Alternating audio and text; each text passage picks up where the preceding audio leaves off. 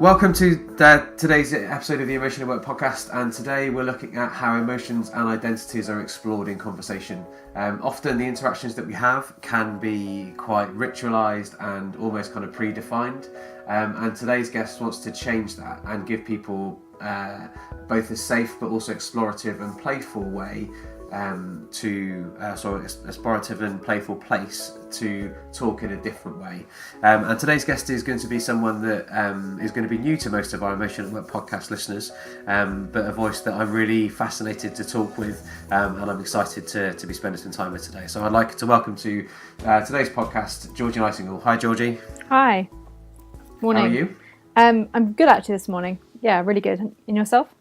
Yeah, very well, thank you. Apart from having a bit of a husky voice, which I said when we were kind of talking off air, might be, that might actually be better for the podcast, but we'll wait and see on that one. So, in my introduction, I talked about how you're looking to sort of play with the idea that interactions that we have can be ritualized and predefined, and that's something that we'll explore as we go. But I know that what you're really interested in is the way that people go about conversation and the stimulus that people can respond to. So what I'd like to do is, rather than do the usual, help out the listener by telling us a bit more about you, so instead I'd like to ask you to share a question that you might ask at one of your events, and we'll tell the listener more about what your events are later. But if you start with one of the questions that you'd ask at one of your events, and then we'll both answer it, and then we can see how we go from there. Does that sound okay? Yeah, sounds absolutely fine. Okay.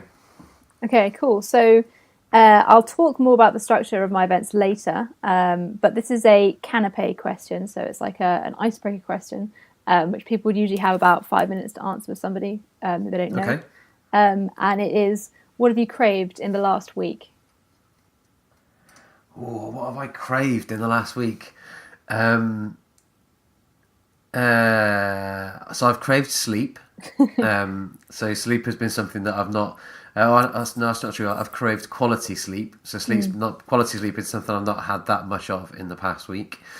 What else have I craved in the past week?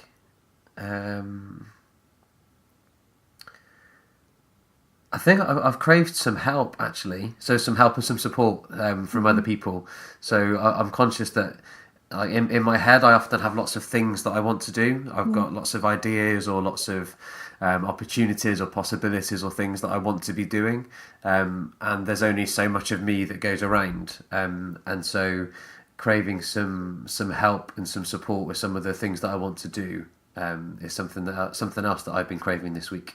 In terms of managing your time and trying to structure what it is that you want to do and work out what's feasible in the time you have, or people to actually do stuff for you? So a little bit of both, but mainly people to help me with stuff. So it's mainly so for example, I've got some work I want to do in sort of playing with some of the deception work that I get involved in more, and thinking more about how I how do I share some of that stuff, and how do I talk, how can I explain a language the way that I go about doing that in a way that people are going to be interested in. So partly it's about helping me do some thinking with that, but it's also kind of some helping me articulate that in a way, and then also sort of pull a proposition together and make it quite clear in what it is that I'm trying to do. So it's a bit of both, really. Cool. Nice. And what about you? What have you craved in the last week? Coffee. So as a story behind this, I woke up on Wednesday morning and decided that I was addicted to coffee and I needed not to be addicted to coffee. So I stopped drinking it that day. Oh, wow. Yeah, I mean, I only drink 1 cup a day, which is imposed as a rule, but it's still a significant amount if you think about how much caffeine it has. And I think I was just becoming dependent on it. I needed it for my inspirational boost, and my energy levels were all over the place. And yeah, I think it's kind of controlling me, actually. So I just stopped, and then had a good 6 days of headaches and a little bit of nausea and unproductivity, and generally just feeling a bit rubbish.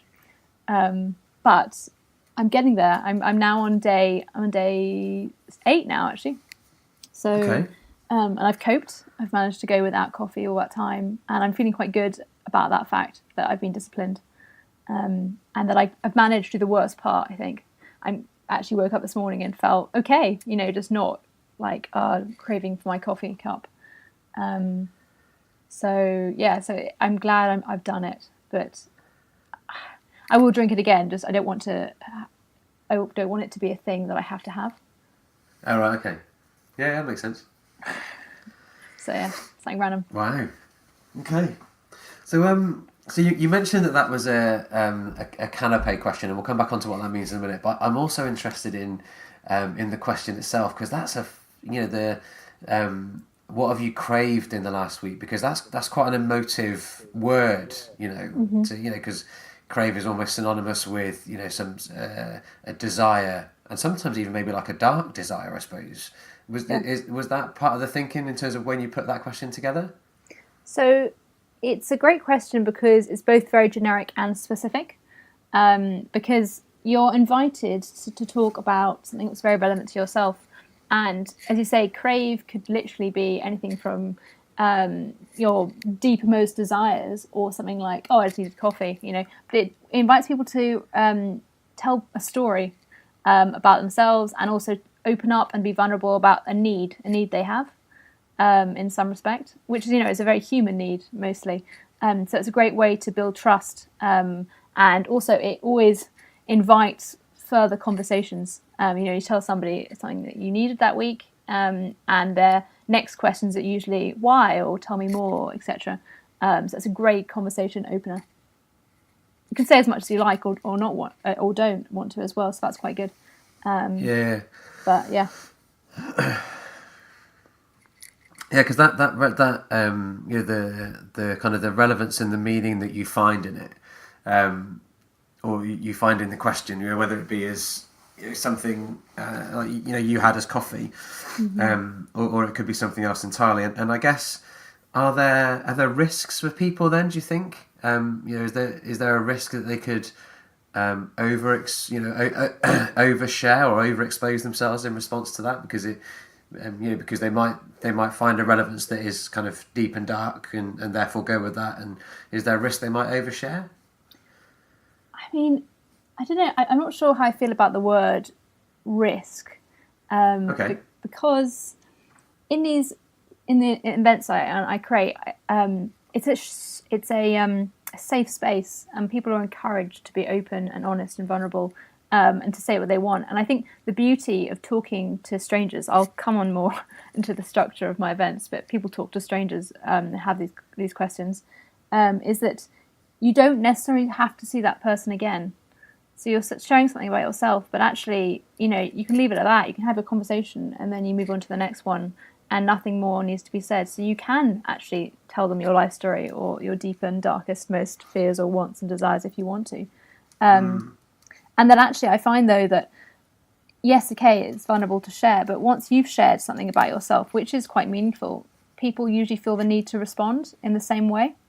And therefore you've both kind of risked, but actually you've gained at the same time as well. Most people who are interested in having these kinds of conversations actually want to be in a situation where they can be honest and they can be open. So they're framed, they're ready for it. So actually, I don't think there's such thing as oversharing in this respect. Okay, so we've alluded to the fact that we'll talk more about the events, and so we've mentioned canapé questions and stuff like that. So I wonder if for the benefit of the listener, it might be worthwhile talking a bit more about what it is that you're up to. So you founded a thing called Trigger Conversations. So do you want to tell us more about that? Sure, I am. Yeah. So Trigger Conversations are events that I run currently in London, monthly, and also special events. And they are for strangers to have meaningful conversations and real connections. I think that a lot of our conversations is very superficial. With strangers, we often go into a room full of strangers if you're like networking, for instance, and all people will ever do is say, "Oh, what do you do?" or "Where do you come from?" etc. And then you repeat this elevator script in your head. They go, "Oh, interesting." They ask you maybe one question, and then the conversation closes, and it's just a social norm, So at my events, I have kind of forbidden the question, "What do you do?" And I've replaced it with a selection of questions which are more interesting and encourage people to be open, to share stories, or to talk about just something else, basically some other facet of their personality. And the events are structured into a conversation menu. So like in a dinner party, you'll go through different courses, and each course is obviously going to be lighter or heavier depending on what it is. Same with this. So it's a metaphorical dinner party. So you'll have questions. The canapes are quite light. They're icebreakers. They're only between 3 and 5 minutes each. And then you move through starter, which is again a little bit longer, 10 minutes. And then you go to the main. So the main course is my favourite conversation course. It's 15 minutes long, and you get 3 choices. So you can either have meat, which is deep and thoughtful conversation, or you can have fish, which is controversial conversation, or you can have vegetarian, which is nourishing conversation. And then after meat, you have dessert, sweet and delightful conversation, cheese. Cheese is a task. It's more kind of playful and a game. And then you finish the evening with coffee, which is warming, reflecting, and revitalizing. So there's a number of courses to go through. You speak to a different person for each course, and you're randomly matched, so you don't have to go and find somebody necessarily. The idea is really to kind of get strangers together, but also to get people to have real conversations where you aren't trying to go anywhere. They don't have an agenda. A lot of people talk because they feel like they need to get some sort of information out of the other person, or they need to advise or negotiate or whatever. And they're very goal-oriented, whilst actually the joy of having a intrinsically valuable conversation, a real conversation, is that you don't actually know where it is that you're meant to be going. You're just enjoying that moment, and you're connecting with somebody, and it's playful and it's organic and spontaneous, and you probably will go off in tangents, but you'll learn something, and it's an opportunity to be playful and intimate and adventurous. Those are the kinds of conversations which my events promote. And I guess that must be like just hugely different from your standard networking event. From the events I've been to, yes, I think it is, and from what I've spoken to other people about, it's difficult in network events because you're there to get something. You're looking for clients or collaborations, business in some respect. So you want to find out something meaningful about what they do and find out whether it's relevant for you. But at the same time, you also don't want to do it in a way which is too much of a hard sell. So you're trying to build relationships by building rapport with people. But actually, I think with networking, even from my events, people have networked through them, and people have also built new relationships, friendships and beyond as well, which is not the intention. But it comes out of having a conversation where you're actually connecting with somebody in a real way. Like you find that there's some sort of chemistry, and that is the foundation to any good relationship, whether it's networking or it's a friendship. So where did your sort of interest or your passion for this come from then? It's sort of funny, I suppose. It came from boredom, and okay, and frustration as well. I was working full-time job as a project manager, and I was quite enjoying my work. It was quite hard, but I was learning something new every day. But the issue is that I would come back from work and go to events, either see friends or meet new people, and the only question I would be asked is, what do you do, or how was work? And I just thought, I've just spent the whole day at work. I don't necessarily need to repeat this. But also, I felt very boxed. Like all people wanted to know of me was what I did. And in some situations, I found that people weren't actually satisfied with what their job was. And that the conversations themselves just didn't make me feel very good. It was very unfulfilling. and I didn't feel like I actually met anybody, and it was difficult to actually build any relationships further from these events. So I was basically did some experiments to try and find out, to make things better. So I ran some parties where you had to bring a friend. So I tried to change the dynamic by changing the people, Okay. and that was good. And I get some new rules as well. So you had to like play host. Every time someone arrived, you were the next host. So that kind of changed things around, and it was good and it was fun. But I kind of felt like we were still stuck in these rigid structures of going back to social norms. What was expected for you to ask other people. So I realised from that I needed to create an event with new rules, with new structures. I needed it to be direct and say to people, this is what we're going to talk about. This is not what we're going to talk about. And I then my friend came up with that, suggested, why don't you have a conversation menu? And I thought, okay, that's great. And I thought, well, what does the menu include?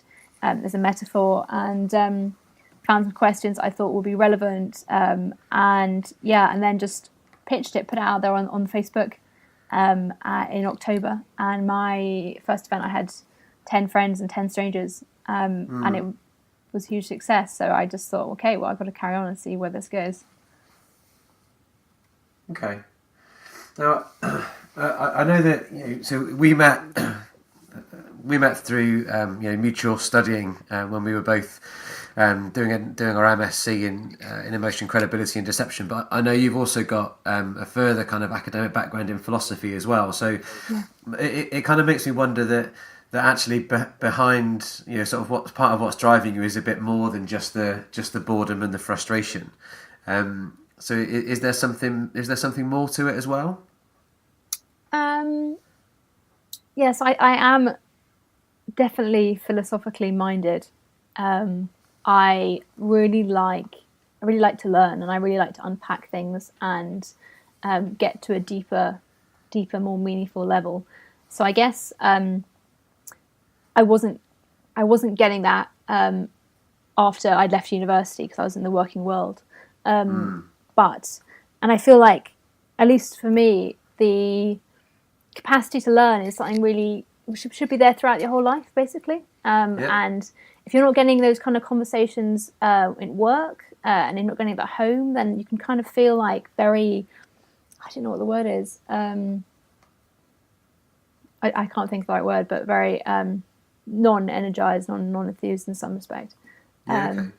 So I'm not sure. I think, definitely my philosophy has impacted this, and actually some of the questions are very philosophical in nature, especially when you get to the main course. You can choose not to have those kind of questions, but I think that it has impacted why I'm doing this.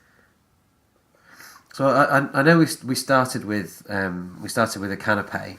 And in part of the planning for the podcast, I hadn't suggested this as an idea, and it's just come to me as we've gone. So part of me wonders whether we should play with some of those other questions as we go, whether we should play with some of the other courses as we work our way through the podcast, just for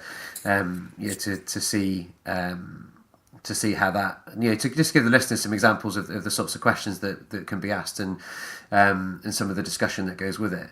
And I'll put that to one side for a second, because I think that would be interesting to see how that goes. But if I bring us back to kind of why you do this, then and then why I've been really interested in to get on the Emotion at Work podcast. So in terms of the role that emotion plays in those conversations that you then through trigger conversations, you're asking these different questions that are opening up different conversations that are happening between people. And how are you seeing that kind of working at an emotional level with the individuals that take part and the individuals that are taking part in the conversations that are happening? So I think in a kind of standard everyday conversation, I'm going to go with that's describing a conversation where, with a stranger, you don't know them, and you're kind of sitting in small talk territory. You don't reveal much about yourself necessarily. You talk about external factors, like the weather or where you live. Maybe there's something around that area, and you're trying to find a mutual point of connection. But I think that what they don't do, therefore, is they don't invite you to talk about things that are about you. and about how you feel and how you think about particular issues or particular things that have happened in your life, so that they're not emotional. And if we're not talking about things that aren't emotional, we can have distance, and we are also not really connecting. We're not recognizing each other as a kind of as a human being. Everyone has ups and downs, and life is hard. And the superficiality is just not. It doesn't allow us. So small talk doesn't allow us to get to a human level. So I think that it's really important in a conversation to share something of yourself. To let someone know that actually, you are human, and that you're interesting as well through that, and that also recognizing that makes you feel better and makes the other person feel better as well. And I know you've been sort of playing with the True Conversation events so far have been happening in from a sort of a public perspective. So you liken them to people get networking benefits from them so far. Have you played with doing any of this sort of stuff in the workplace yet? I haven't yet run any sessions in the workplace, but I have been speaking to some organisations that are interested in doing this sort of thing. Because I think that the issues are still there as well in organisations, where people are working with each other but don't seem to actually have any conversations where they get to know each other. They're always about the task in hand and work, and therefore that they haven't built the strong relationships actually required when you want to have strong teams. I think this is especially important in project teams where you meet people quickly and you're required to work together intensively for a short period of time to achieve an end goal. So this is something which I am considering doing, so taking this True Conversations into organisations as a kind of workshop or an after work kind of drink set up things to just really invite people to actually get to know their co-workers. Yeah, because if the idea of conversation being ritualized, that's something that I agree. A lot of conversation is ritualized. It has, and we could both get incredibly geekily excited about some of the conversation analysis and the discourse analysis work that happens around how ritualized conversations are. Almost to the point where you can, with a high degree of accuracy, predict how somebody is going to respond to a question or a statement, because of its ritualized nature. And I think there are certain activity types, like networking is an example, where you're right, those scripts just run. So what do you do? That's so you can almost kind of script out how that conversation is going to go, and then both parties just become complicit to that, and off they go. But I do wonder though, maybe even more so in the workplace. Are there, certain activity types where that script will run? So let's think about, I don't know, like one-to-one discussions with your line manager, or as you were saying, initial discussions or interactions between project teams that need to come together, or even in team meetings and stuff. Yeah. So I can imagine that the sort of breaking some of those conventions or some of those rituals. Would make for very different and actually quite interesting and maybe meaningful conversations. Yeah, I think that's right. Actually, you mentioned rituals, and I think it's important to recognise that in the workplace, as a new activity type, as a new context, there are different rules. There are different rules to what you might get in your family setting or your friend setting or stranger setting, in that people feel they have to be professional more than anything. And they also feel like they're in some ways time pressured, especially in a meeting, you've got to get to the point. And that means that there's no invitation to actually do something, to find out about people, and to invest the time in the relationship building. And people feel as well that they want to come across as good as they can. So they want to be professional. And that means that being professional means, not necessarily recognizing weaknesses or vulnerabilities, and telling people about them, because then they might not get promoted, or they might not be given a task or something else, and people will therefore be more likely to give superficial answers, I think, or not ask questions which are personal and intrusive, because they feel like that makes them come across negatively. And it's probably reinforced by the fact that organizations are quite rigid in that respect, quite hierarchical, and these norms exist before people actually enter the organization, and everyone knows they're there, so they reinforce them because of this. If they don't do it, then the next person doesn't do it, and there's no real invitation for people to actually break the rules, basically. And so it's the status quo, and rule breakers are not necessarily appreciated in organizations. You don't want to come across as weird, so no one does it. So we're talking, or for me, we're talking about a couple of different things here. So from if people want to, if listeners want to sort of look into or investigate more about some of the concepts that George and I are talking about here, we're talking about two things really. We're talking about Stephen Levinson and his work on activity types, and his notion that there are certain discrete types of activity that have sets of rules and often unwritten rules and expectations that sit around them, and then also we're talking about the concept of allowable contributions. I can't remember off the top of my head who came up with the idea of allowable contributions. I should remember that, but I've forgotten. But again, the idea being that in certain contexts, certain people or certain individuals may or may not be allowed to contribute and take part. So one of my favourite examples is I was part of a board meeting, and when the activity type changed, the allowable contributions changed. So initially, when everybody was arriving, we were meeting and greeting, and there was the usual the small talk that you were talking about earlier on happening, and there were certain individuals that were there. There was a secretary there. There was also a facilitator who wasn't me actually, for a change. It was somebody else. And then there was the board, and then me as an individual with a task to do at the meeting. But when the context changed from that kind of initial meet and greet, the secretary was a huge, part of that conversation. He was both introducing people to each other, really engaging and very talkative and very animated within it. And then as soon as that activity type changed, once the meeting began, she wasn't allowed to contribute then in the same way. So her contributions were much more to do with, or allowed to be about, the agenda points and making sure that the actions have been recorded accurately. And I find that fascinating. That shift in context then completely changes what's allowed and who's permitted to speak and not speak. And I love the way that you're trying to play with some of that stuff, I think. Okay. So should we have one of the questions from another course and to see how that goes? Should we go for a main course? You said you quite liked those, didn't you? I did. Which one do you want to go? Meat, vegetarian, or fish? The playful part of me wants to go fish, because you said that was controversial.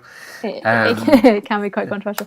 Let me maybe find one that is less controversial. I don't know. Hang on a sec.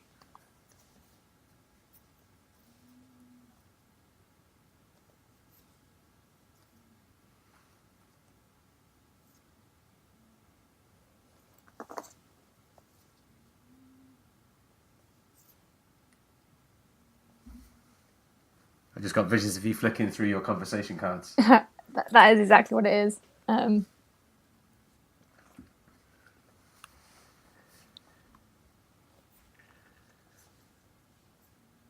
Okay, here's one I think be all right. So it's fish, which is controversial. Okay. What are or would be your faults as a parent? What are or what would be my faults as a parent? So I can go with what are rather than what would be. So one is patience. So I'm less patient than I should be, or than I would like to be. So especially when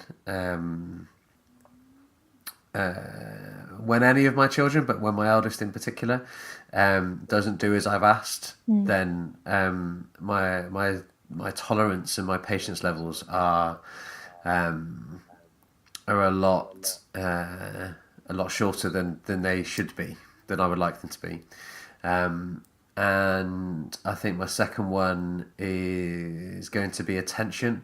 So there are times where I am incredibly attentive. So where I'm wholly, fully, sort of, present in whatever it is that we're doing, whether that be, playing games, whether it be, chatting. But there are other times where I can let work, and especially sort of some of my devices, whether that be my phone or my iPad. Yeah. There are times where I can let that interfere, where I think, actually, what, I don't need to be checking Twitter or checking my emails or writing down that particular thought that I've just had about this thing that I could do. I can put that away and just be more present. There was an article published, I think it was by the BBC this week, about some research that had been done asking children about the impact of parents' device usage, and that might be why that one is particularly front of mind, because I read that piece this week and thought, I can see me in that. I can see my relevance in that.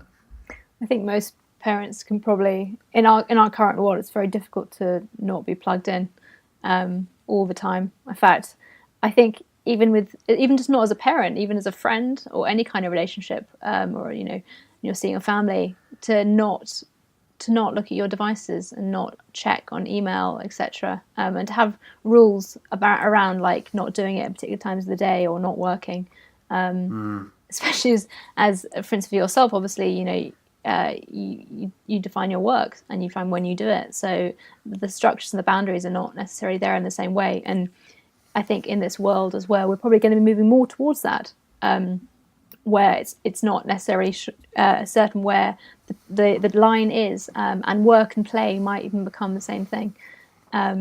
So yeah, I totally get that. Must be a real struggle. I'm not yet a parent, but I think when I am, I will struggle with that element of spending time with my children. I know from previous relationships that I can get into something I call task mode. Okay. Well, my ex used to call it task mode, which is where I am incredibly productive and I would just bam through my to-do list and go through work and get a real hit out of doing that. And sometimes it would just come and I just want to do it. And that meant, of course, any time we spent together wasn't really spent together.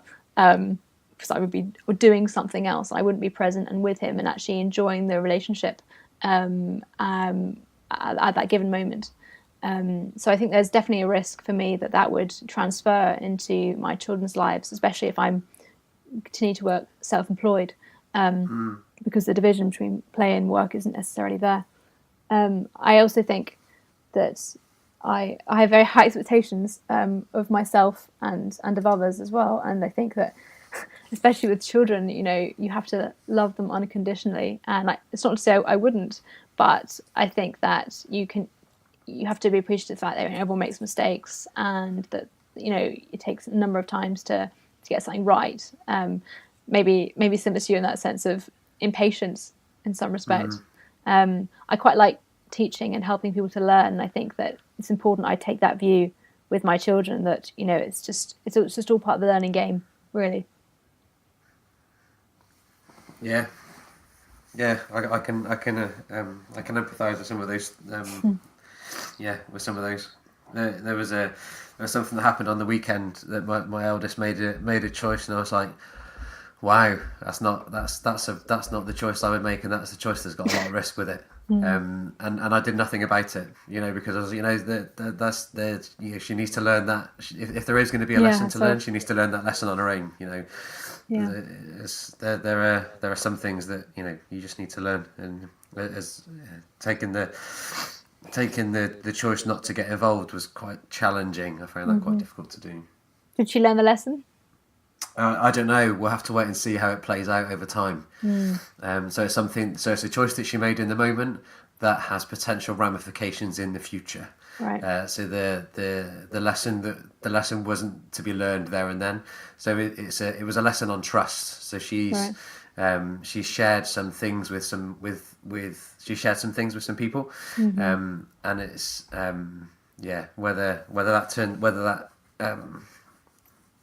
whether that will come back to where that trust will be honoured, I suppose, is the lesson that may or may not be learned as a result of it.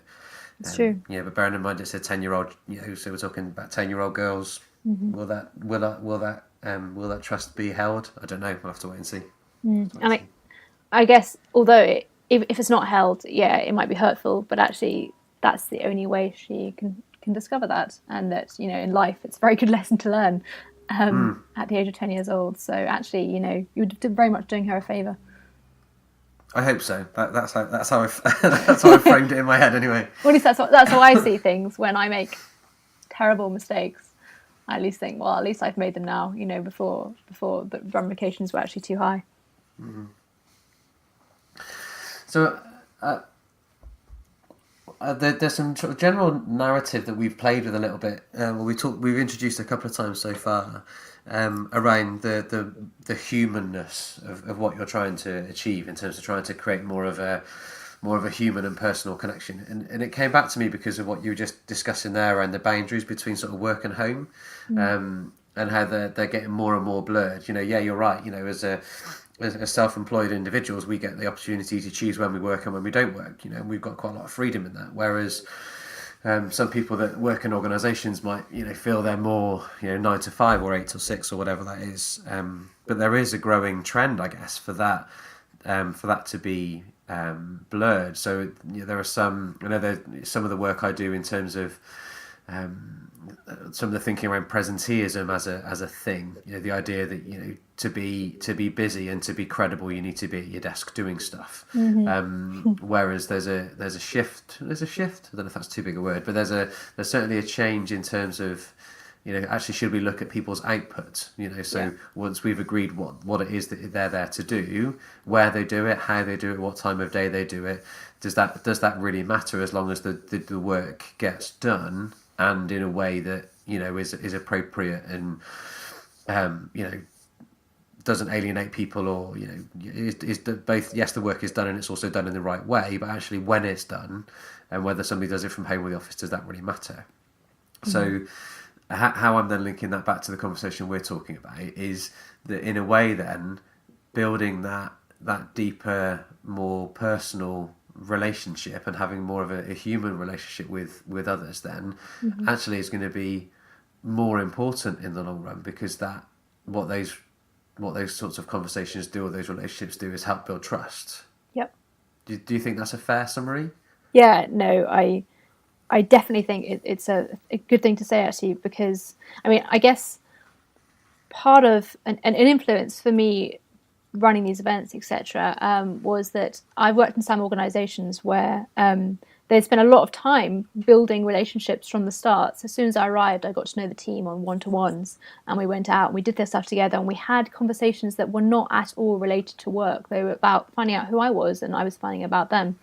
And what that meant is that we were able to work very closely and very intimately, and I felt able to approach them with questions and about things like I didn't know, I couldn't do, and to also feel like the teamwork I was doing was actually making a contribution. I was helping them out.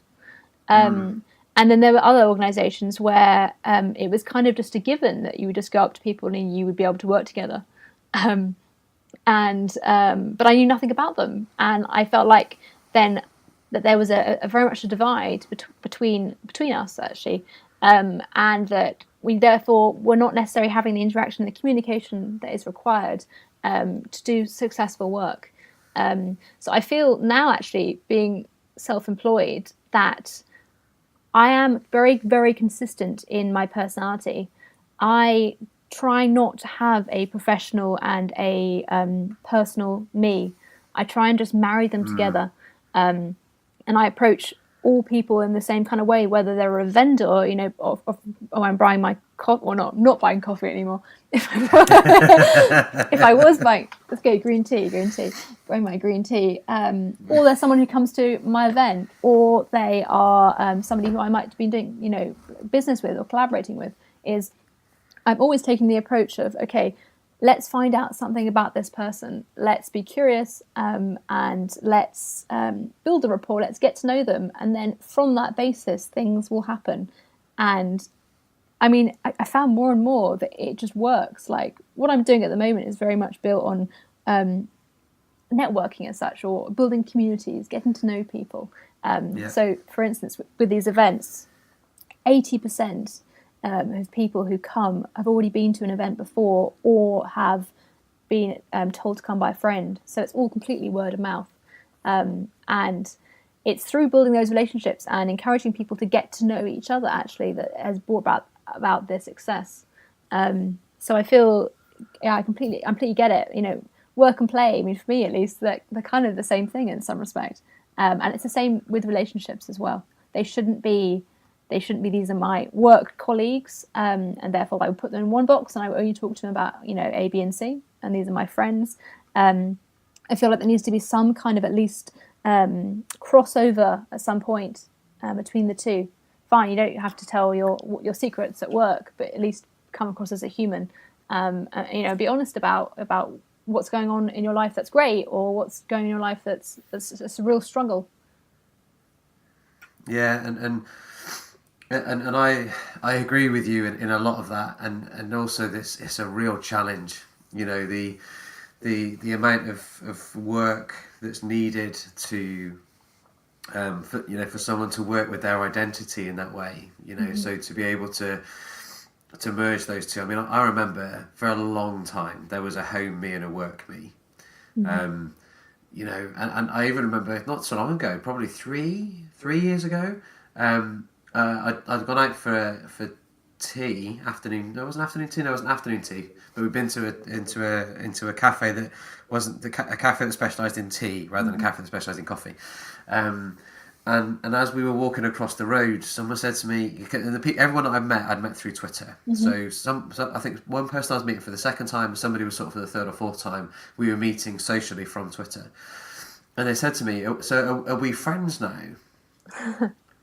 And I was like, you know what? I don't know if we are, because this is, you know, this is a way. This isn't a way that I make friends. You know, so my friends haven't, you know, historically up to that point, my friends hadn't come from, you know, meeting somebody on Twitter, chatting with them, getting to know them online, then meeting them face to face, thinking they were all right, meeting them again, continuing to have a relationship with them. So it really challenged and redefined my kind of my view of friendship, and where friends can come from. Because my answer was no, I don't. In my current categorization of friends, we're not. And one of the people that I was with, we still have a bit of sort of fun with it, where, you know, she'll say to me, so have you met any of your TANs recently? And when we talk about TANs, we're using that as a 3-letter acronym for my Twitter associate network, because I don't have friends on Twitter. So, you know, so I have TANs, as she calls them. But it really challenged my, you know, at that moment in time, it really challenged my definition of what friends were, and I had to then kind of almost rethink that and work with that to say, actually, am I going to redefine what my notion of friends and friendship is, to include, you know, meeting others in this particular way. So have you? Are you going to call them friends, or are they still TAM? They're still TANs. Yeah. No. I definitely have some friends. I definitely have some friends that I've met, and some really good friends that I've met through Twitter. You know, some people that really help me both personally and professionally. So there's that. Again, there's that mix between personal and professional. And I guess if I then put myself in the shoes of somebody within an organisation, and maybe this could be a question for you from your experiences when you were going in that project working role, how comfortable were you and or others in renegotiating those lines between, getting to know someone as a person as well as a colleague? Yeah, it's a hard one actually, because there are certain expectations in those roles about, again, we talked about what you can ask and what you can't ask. And if you come out with something very obviously different, like, as you say, hey, nice to meet you, what's your greatest fear? They might, withdraw somewhat, or just think, what is going on here? So I learnt, and I'm continually learning, strategies to get in and ask things that are slightly more intimate, but also come across as very normal. So, for instance, rather than saying, hi, how was your weekend? You could say something like, hi, how was your weekend? What was the most surprising thing that happened? And which is a slight change in the question, because you're asking something very specific and you're inviting them to think about it in a new way and to give you information which is not beyond the, yeah, really nice, how was yours kind of thing. And my favourite actually way of doing this is, especially when I meet somebody new, is to use the external environment and use it as an invitation to ask some questions. Okay, tell me more about that. So again, we'll return to the coffee shop scenario. But this is a great place for testing ground, because you're having a conversation with the vendor, which is expected, but it doesn't have to be transactional. It can also be relational as well. So when they ask you what you want, or you say hi, they will usually say, like if you go to Pret, they'll say, hi, how are you? And rather than say, yeah, good, thanks, I usually don't say that. I say something like, yeah, I'm okay, or I'm amazing. And then before they can then ask me what my order is, I will say, and how are you? And sometimes they're shocked by being asked. Sometimes, they expect it and they give me an answer. But then what's important next is to then take their answer and ask them another question about it. Like if they say, I'm okay, I'm like, oh, okay, why are you okay? So in that setting, I'm asking them something personal. I'm actually not using the external environment. Sorry, I said I would. I'll come to that example in a minute. No, that's fine. That's okay. I'm taking the normal script and I'm just playing with it, because it's a greeting usually. That's how we use that. The how are you? But actually, you can use it as an invitation for a conversation to find out about actually how they are. And in other settings as well, I tend to drop personal information. So, for instance, if I'm in Pret and it's the afternoon and I order a green tea, I say I'm just here really because I need my caffeine kick. Pretty tired. And then I might ask them about whether they drink tea, or they might comment and say, oh yeah, I get it, I also feel like that in the afternoon. And that will lead off into a talk about, so the last one I had was in Pret. We were talking about different types of teas, and the girl was from Italy, and she was telling me how actually the English coffee or English tea was rubbish compared to theirs, and how they used to do shots of coffee every day, which then led into a conversation about her childhood in Italy. We were going, for a good 3 minutes at least, which is unusual for that kind of interaction. But actually, yeah. We jumped from, this is a transaction where I'm going to give you something, to actually tell me something about yourself. And actually, not that this is the intention, but I've got quite a few free drinks out of this. It's simply taking the script, and even the weather. People think that the weather is terrible conversation, and really, you can use it in so many ways, because you can use it to relate to people about their previous experiences. So, for instance, the fact it's always raining in London. It's not actually always raining in London, by the way. Yeah, it's Manchester.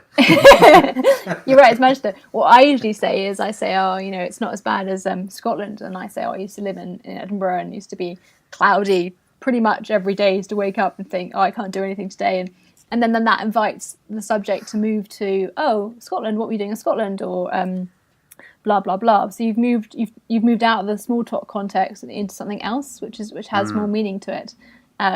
So it's really very doable, and this can be anyway. You can even be someone's like the book they're reading, or it can be the dog, or if they're wearing a nice unusual top or whatever. There's always a way to take what the factors that already exist, or the structures that already exist, and to make them more personal. So I think it's brilliant what the work that you're doing, Georgie, because it's it's working with, so I think sometimes the words emotions and feelings, are used exclusive of each other, and other times they're used,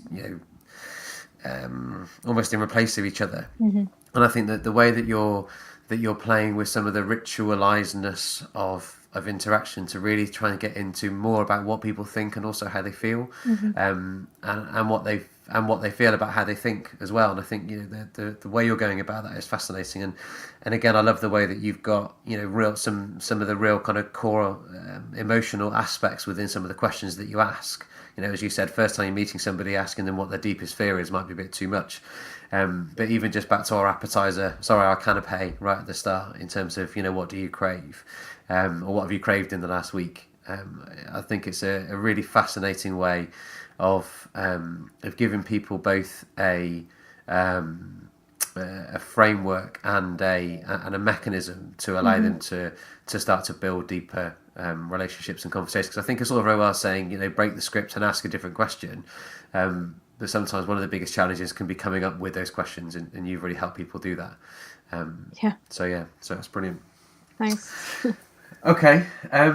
So some of the questions that we ask all of the guests that we have on the podcast then. So are there any books or videos or talks that, if people are interested in some of the things that we talked about today, or just in general, any books or videos or things you'd recommend for people to explore? So they're not necessarily linked to our conversation today. I tend to read about 10 books in one go at the same time, and then of course don't finish half of them. So I don't feel like I can necessarily give those ones yet, but I may have some in the future. But 2 books I have actually finished recently that I got a lot from. One of them is a book called The Artist's Way. It's a creativity book. It's a course actually, kind of do-it-yourself creativity course over 12 weeks, and each chapter represents a week.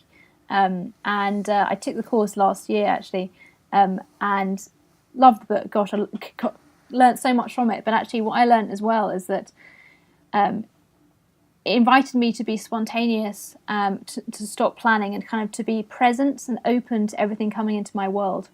And I think those are good lessons as well when it comes to conversations, is to stop planning and just to start listening and start to be aware of everything that's going on around you, which you can then respond to. I'm heavily investing in a lot more creativity stuff this year, and I'm finding it incredible in parallel. So I've started doing improv and in classes. Yeah, it's been really cool, and it's just perfect. It's just perfect for conversations because it makes you be present, and it makes you stop thinking and just start like listening and being aware. So anyway, that's the creativity side. Okay. The Artist's Way is great. The Artist's Way, wonderful. Thank you. And you said there was a second one? Cool. There is. So Tools of Titans by Tim Ferriss. So you recommended that to me. That's on my bookshelf. I haven't got to it yet. You haven't got I similarly have. No, I've got 2 books on the go, which I'm determined to finish before I start it. Yeah, that's the thing. It is a beast. It's like 600 pages, which I did actually manage to get through in about 3 weeks, but it was intense. So Tools of Titans is by Tim Ferriss, and it's basically Tim has a blog as well, Tim Ferriss Show, and sorry, not a blog, a podcast. Yeah, he does. I subscribe to that podcast actually. Glad to hear. It's pretty good. And what he's done is he's taken his most popular podcast and he's put it down in a book, so you can access their knowledge and their thoughts. So who he interviews is anybody and everybody, like basically very successful people, not necessarily rich, but successful in some fields. And he's asked them about their key learnings, and some kind of strange questions as well. But it's very addictive to read. And also I find that it was hugely inspirational, and there was a lot of wisdom in some of the quotes. I mean, for instance, there's one aspect we were talking about earlier, which is about being busy. This is the common excuse of our generation. I'm so busy, and like, how are you? Oh yeah, really busy. We herald it around as if it's a great thing to be actually. But actually, I can't remember who it is now. They say, well, busy equals out of control. It's just a question of time and priorities. You don't want to be busy. And some of these quotes were very. There were moments I read them and I thought, my God, that's right. You know, they were transformational in some respect, and I'm trying to use them to help me define how I should live my life at the moment. So I definitely recommend that. Although be prepared, if you start reading it, you probably will be reading it for a while. It's a really good book. Well, one of the things that I think I can't remember how you mentioned Tim Ferriss to me. Then I googled him and I found one of his blogs on speed reading, and I've been playing with that since then. So I thought, if I'm going to get to his book, I need to get more proficient at speed reading before I go. So I read one book recently, and I read it in about a day and a half. Now, granted, it's when we were on holiday and I didn't have any access to any internet, so I had no devices to distract me. But still, you know, I was able to apply the stuff that he talked about, so it allowed me to both get through that book quickly, but also not affect any of my retention. So I found that I've still, you know, retained the information that I read. It's not like I've just skimmed over it and it's not gone in. So I'm glad to hear that. I'm struggling. I did try some of his speed reading techniques, and actually I quite like taking time to read and process and really think about what I'm reading. So I'm not yet done over on that, but maybe I need to give some more practice. Maybe that's it. Okay. Anyone that you'd recommend us to get on the podcast? Any recommendations for future guests, do you think? So I had a thought about this, and I actually can't remember. I had somebody in mind, and I had completely forgotten, which is terrible. Well, that's fine. So you can let me know at a later date, and then we can. Part of the reason I ask is because it helps me to approach them and say, "Well, Georgie said that you'd be a brilliant guest," so it gives me an extra in. With that's them, true. so. Well, don't worry, Phil. I will definitely let you know anyway, and I can even introduce you. Fab. That'd be lovely. Thank you. That'd be wonderful. Okay. So, is there anything else before I kind of bring it together and close? Anything else that you're thinking, feeling, want to say? One sec.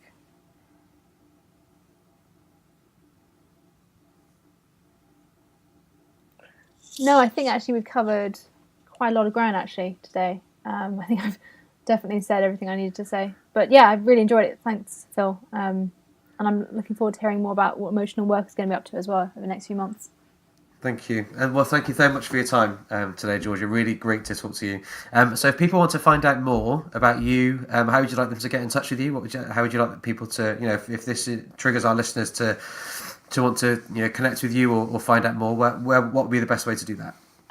So I have a website, which is www.triggerconversations.co.uk, and my email is also on there, which is just georgie@triggerconversations.co.uk. So please do contact me. I'm very happy to meet for not a coffee, for a tea. Well, actually, for a tea. I might actually start having coffee by that point, just not all the time. So yeah, that would be great. We'd love to keep in touch with people through that. I also have a Facebook page, but email, website, best way to find me probably. Wonderful, thank you. I'll make sure that we put links to both of those, and if you can send me a link to your Facebook group, we'll put a link to that as well in the show notes as well, if that helps. Sure, of course. So people have got every way to get hold of you. All right, so all that leaves me to do then is say thank you very much for your time today, Georgie. Really enjoyed both our unexpected questions and then also the conversation that we've had around them as well. So thank you very much for your time today, and thanks for your time for the Emotional Work Podcast. Thanks, Georgie. Thank you. You've been listening to the Emotion at Work podcast, written, recorded and presented by Phil Willcox, edited together by Simon Leverton. You can find more information at emotionatwork.co.uk or follow us on Twitter at @PhilWillcox. Thanks for listening.